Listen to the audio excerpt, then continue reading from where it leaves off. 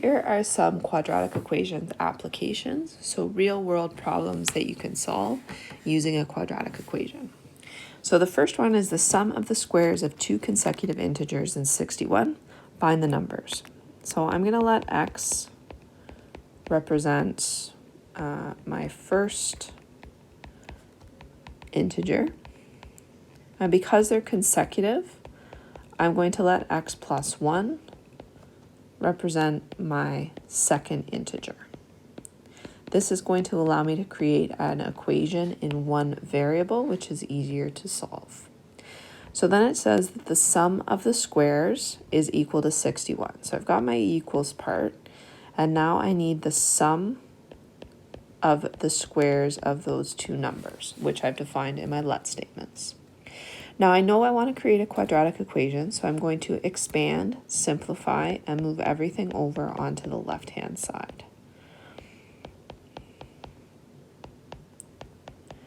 This is going to give me the quadratic equation, 2x squared plus 2x minus 60 equals 0, which I can simplify by dividing everything by 2. And now I'm going to take a look at it and see if I can factor that quadratic, which I can. X plus 6, x minus 5 equals 0. And this is going to allow me to find the values of x that satisfy that equation. So setting my first bracket equal to 0, I'm going to get x equals minus 6. Setting my second bracket equal to 0 is going to give me x equals plus 5. Okay, so therefore my integers could be x equals minus 6, and then x plus 1 equals minus 5, or they could be x equals 5, and then x plus 1 equals 6. Either are valid. Let's do another one with some measurement.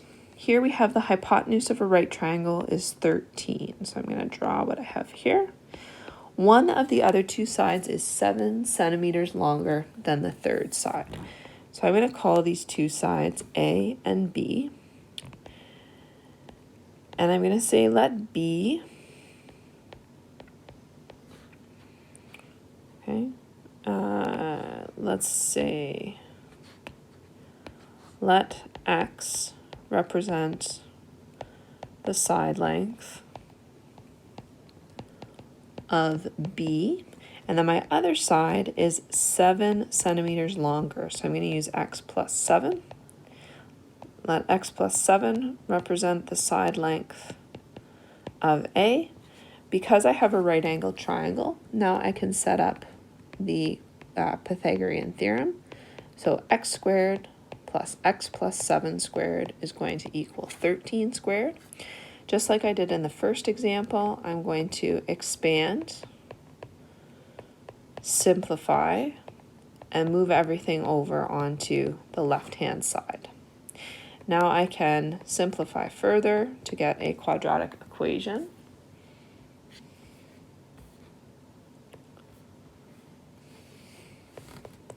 Which, just like in the previous example, I can divide by 2, which is going to make my equation easier to solve by factoring.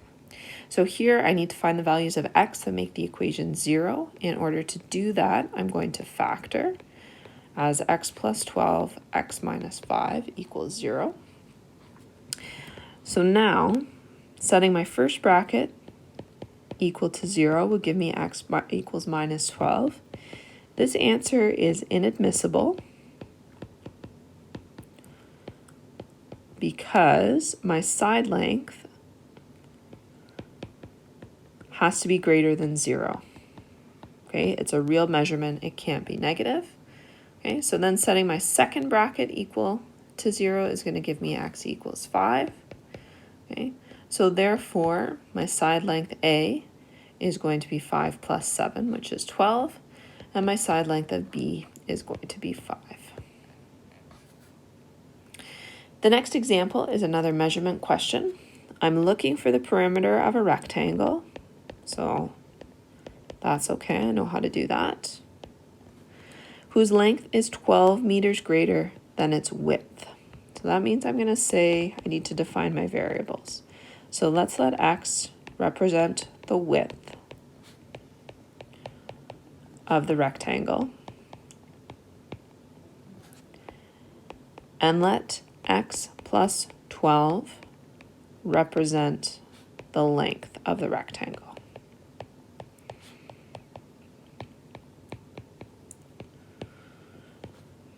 And I know that the area is 28 meters cubed. So I need to find out the dimensions in order to be able to figure out my perimeter. So that is going to require me to figure out what x is. So I know that the area of a rectangle is length times width. So I can substitute in my values that I know here. I've got x plus 12 and x. So I can expand that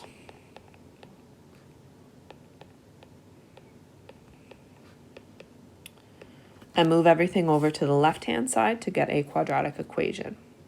The next thing that I'm going to do is factor. So I have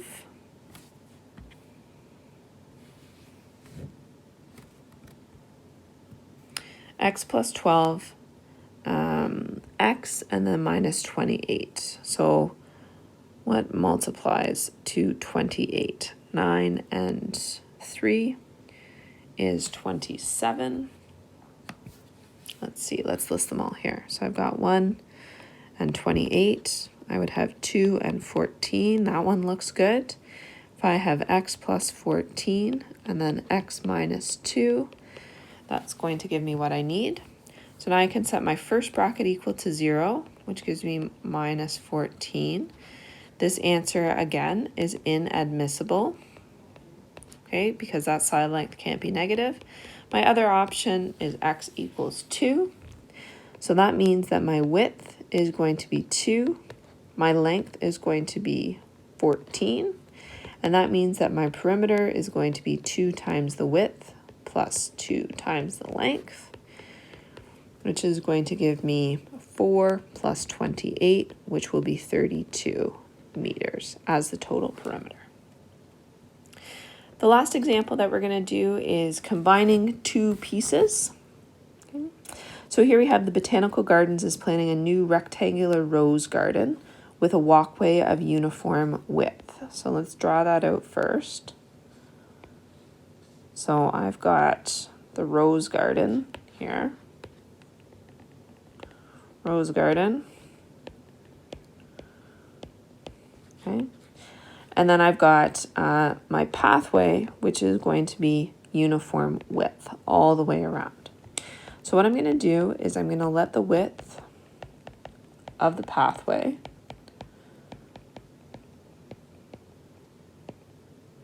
be x. And then I've got my dimensions of my rose garden are 20 by 30 meters. My distance on this side is going to be 20 plus 2x. And the distance on this side here is going to be 30 plus 2x because I have two pieces of the walkway on either side of my length. So now I'm going to take a look at the next sentence here. It says the area of the walkway must be equal to the area of the garden. So let's take a look at the area of the walkway. So that is going to be the area of the total rectangle, take away the area of the garden. So my total area is going to be 20 plus 2x, my width of the big rectangle, times the length. And then the area of the garden is going to be 600. So now I can expand that. So I would have 600 plus 40x plus 100x plus 4x minus 600, which is going to give me the area of the walkway is 100 x plus 4x squared. Now I also know that the area of the walkway has to be equal to the area of the garden. So that means that it has to be equal to 600 meters. So now I can move everything over and set it equal to 0. Again, I'm going to divide by 4 to make my equation easier. And then I'm going to check to see if I can factor it. In this case, I can. I'm going to use minus 30 and then plus 5 to get what I need here.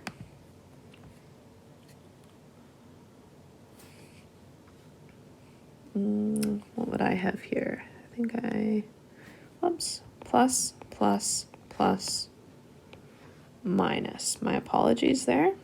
Okay. Make sure when you're moving everything over the equal sign that you get your signs correct.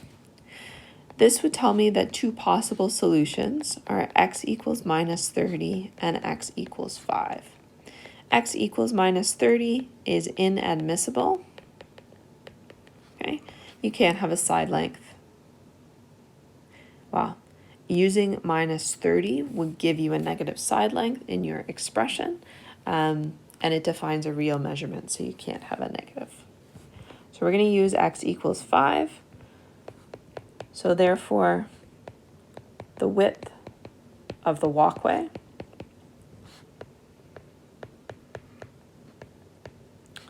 is 5 meters.